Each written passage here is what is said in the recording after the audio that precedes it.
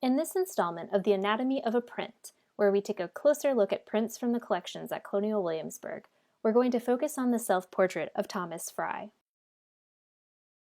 Thomas Frye was one of the most significant artists working in Mezzotint engraving in the 18th century, but he was so much more than that.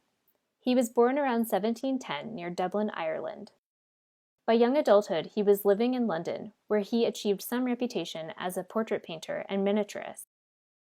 In 1744, Frye, along with 3 other gentlemen, founded the Bow China Manufactory at Essex, where he and his colleague Edward Heylen took out a patent for making true porcelain, described as, quote, equal to, if not exceeding in goodness and beauty, china of porcelainware imported from abroad. Around 1750, he took out a second patent in which he specified the use of white ash of calcined bones as the chief ingredient in his porcelain recipe. This important patented innovation was the precursor to what became the standard in English commercial porcelain. After managing the factory for 15 years, Frye, as seen in this self-portrait in oils from the National Portrait Gallery in London, retired in 1759 due to ill health, presumably from too much time around clay dust and furnaces. In 1760, he started producing the Mezzotint portraits for which he is best known today. Mezzotint is an engraving technique in which the entire surface of the copper plate is textured with a serrated tool called a rocker. The textured areas hold ink, so if the plate was printed at that point, it would print a solid black. The image is achieved by burnishing or smoothing the textured surface to varying degrees to create variation in tone. Areas are completely smoothed away to create white highlights because they don't hold ink when the plate is wiped. It was a popular technique for reproducing paintings, particularly portraits during this period, because of the medium's ability to achieve a painterly effect. Rather than copying the work of other artists, all of Frye's portrait prints that we're about to look at were based on his own original drawings in chalk, like this drawing study by Frye for an unrealized print in the collection of the Metropolitan Museum of Art.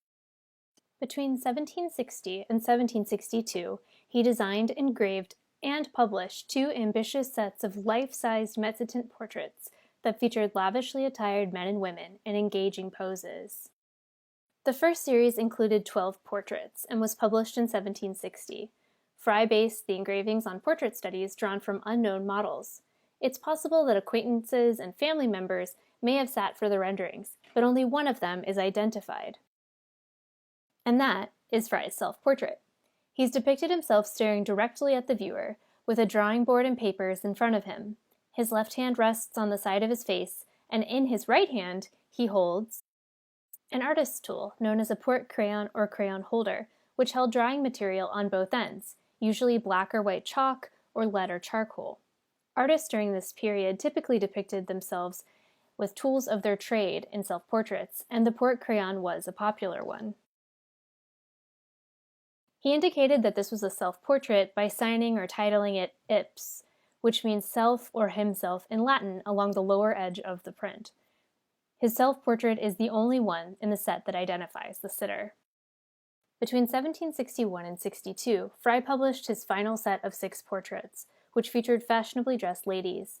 Though the women are unidentified, it's thought Frye drew inspiration for the portraits from women he observed in the theaters, masquerades, and pleasure gardens of Georgian London.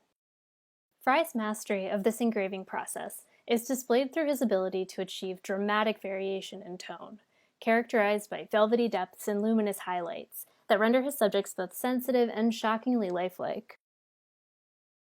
His skill with Mezzotint elevated the medium beyond the realm of copyists, because his prints are works of art in their own right. We know that prints by Frye were in Williamsburg, Virginia during the 1770s, as they were advertised in the Virginia Gazette on September 17, 1771, for sale by auction. The advertisement reads, "To be sold at any time betwixt this and October court for ready money, sundry fine prints done by Mr. Frye and some election pieces by Hogarth, the property of a gentleman gone to England. They may be seen at any time on applying to Benjamin Bucktrout." For this reason, reproductions of some of his prints are on view in the Wythe Parlor.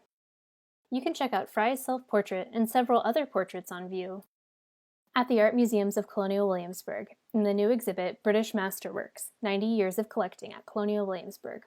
or you can look at them from home by searching for Thomas Frye in our online collections.